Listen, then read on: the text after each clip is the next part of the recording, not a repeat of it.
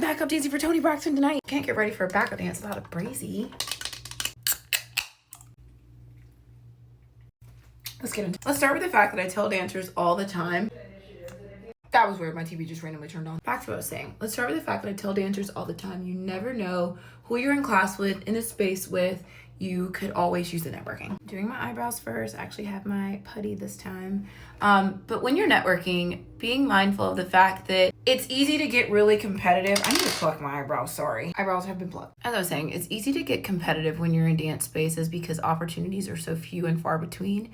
But you never know when just the connection, whether or not you book the job or win the specific award, can go further in your life than you actually ignoring, your surroundings and not connecting with people who are competing against you. Just a reminder to set your eyes. This story actually dates back to 2014 when I was in college and graduating, and one of the girls who I had been dancing with in class over the years while I was in college had been invited to do this thing called the Choreographers Cup out in LA. She submitted her choreography as a dancer, and then she had a group that she was basically doing choreography on, submitted a concept video, and her video got chosen to be one of the few. We raised money, we did all the things, and then we made our way out to LA that summer. If I'm not mistaken, it was a Monsters of Hip Hop event, and a lot of people that who are industry big time people were also competing in this as well. Also, this is stage makeup, so we're going with the deep stuff tonight, okay? Back to my story. While we were rehearsing and getting ready for our turn to compete in this competition,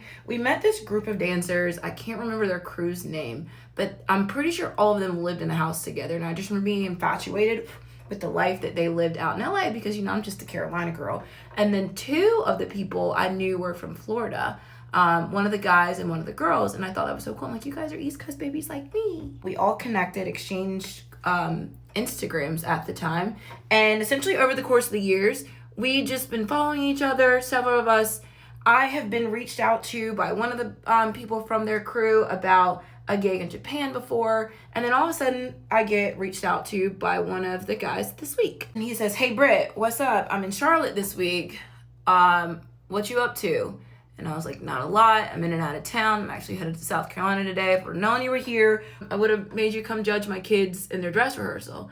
And he was like, oh, bet, when are you back? I said, Wednesday. He said, okay, well, I was reaching out because I submitted you to the casting person for this opportunity with Toni Braxton. I said, who? He says, I know you can dance, but I need to show them that you can dance. Do you have any videos of you dancing in heels?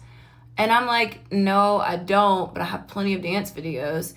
And he says, well, this is what you would probably be doing. If you can film something like this, that would be great. Mind you, this is like 9 o'clock in the morning and one of the longest days it feels like of my life with all the things I had to do, including packing and shipping boxes as the founder of Go Brazy Energy.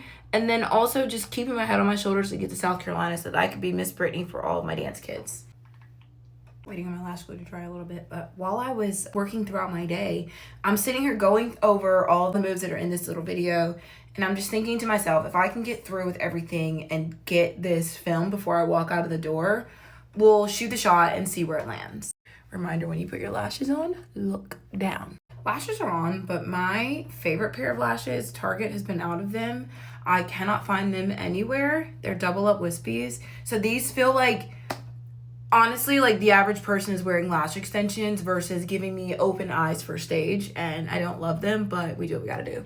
And with that being said, I'm gonna carry on to the next video because this is getting long and we're already at 4 minutes. So stay tuned for part 2.